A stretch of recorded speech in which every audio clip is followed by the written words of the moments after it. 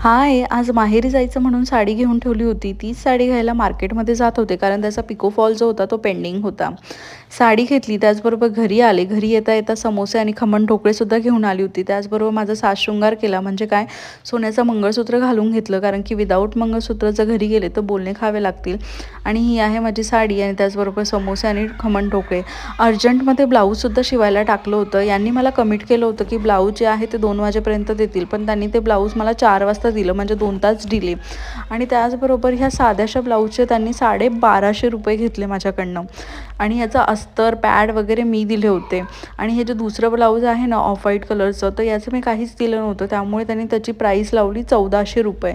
आणि मला कमेंटमध्ये नक्की सांगा की एका सिंपल ब्लाऊजची शिलाई ही ₹1400 योग्य आहे का? मी खरंच आज फसले.